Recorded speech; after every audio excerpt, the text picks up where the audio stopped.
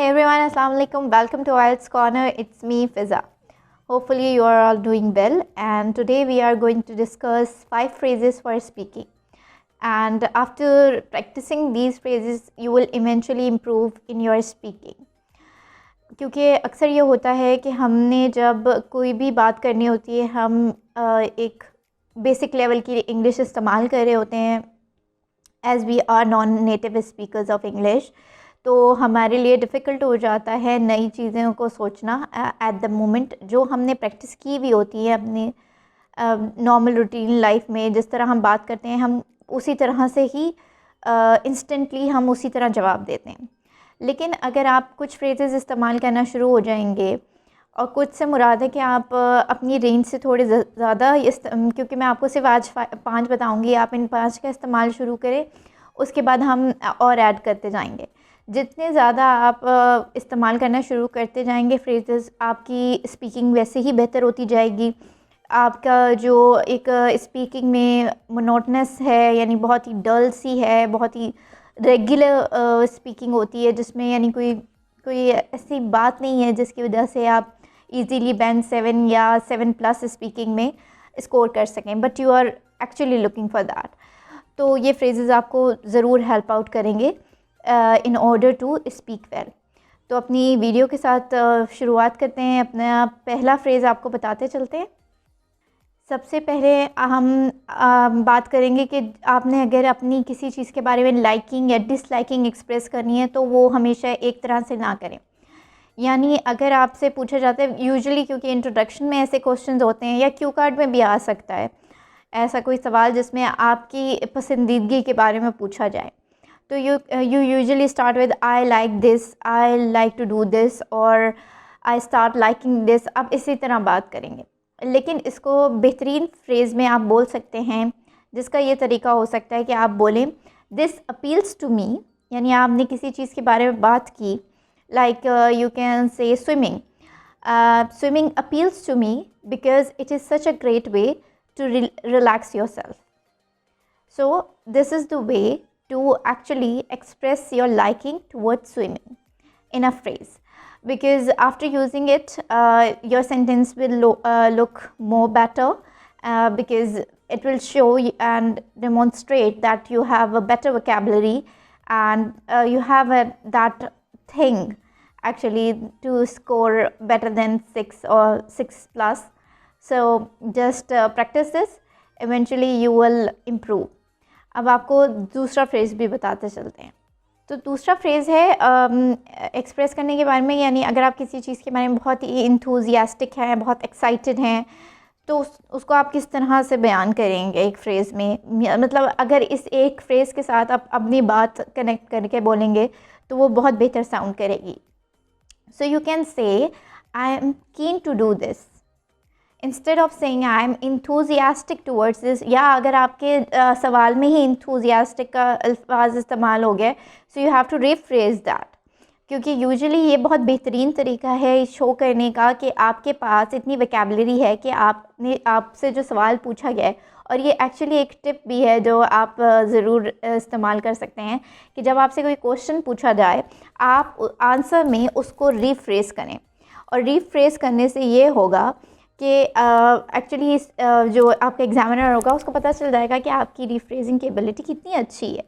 तो you can just use it like this way, that I am keen to do something, और I started liking this के बजाय आप कह सकते हैं कि I am keen to do whatever your hobbies and anything else.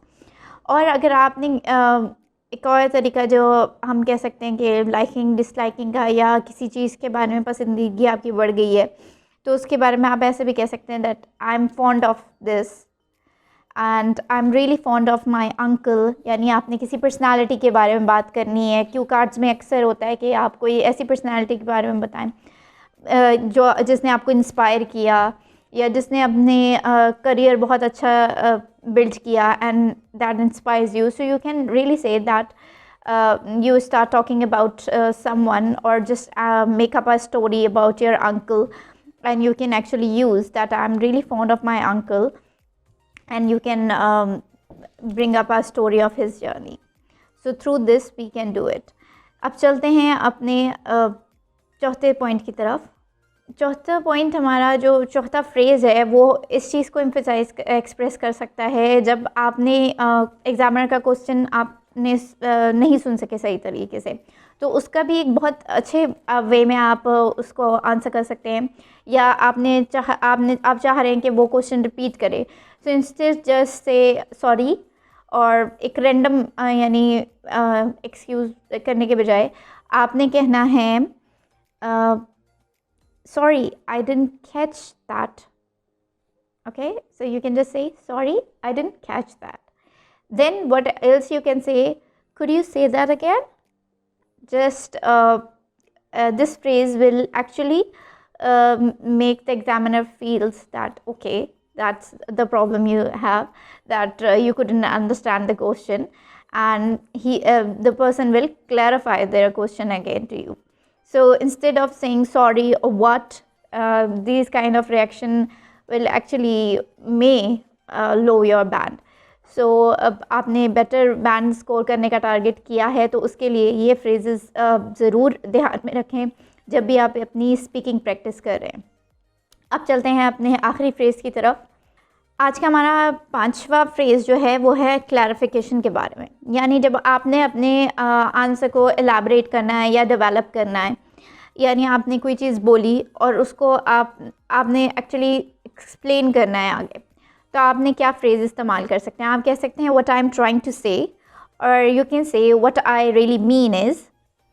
Means आपने कोई एक ऐसी बात कह दी या जिसके आगे आपको एलाबरेट करने की ज़रूरत है, तो instead of using a normal basic words, you can actually use a phrase which eventually affect your scores, and you may actually get your desired band.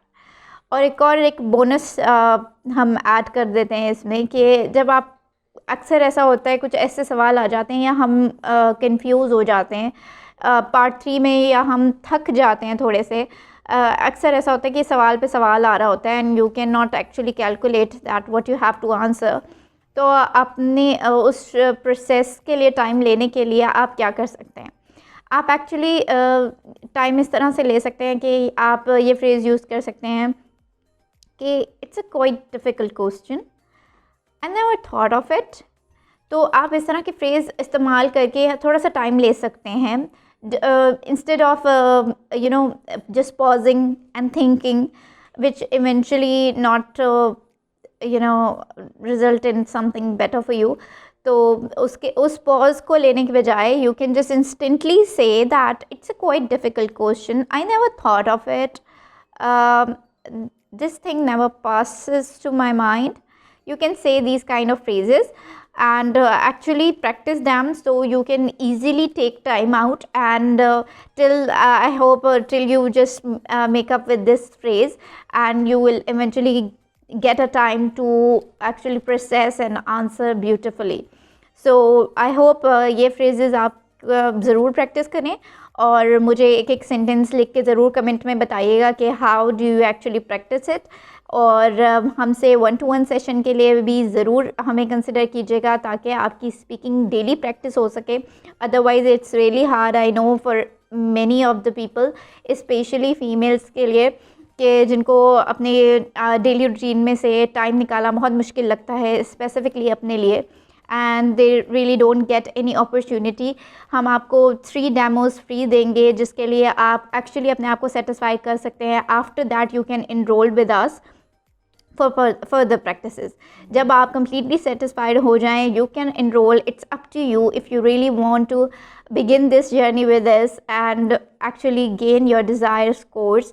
तो कभी भी अपने आप को रिस्ट्रिक्ट ना करें किसी चीज़ के लिए और अपना टाइम ज़ाया ना करें। जस्ट स्टार्ट इट समवेयर, कहीं से भी शुरुआत करें, just do it, otherwise time गुजर जाएगा and you will regret letter.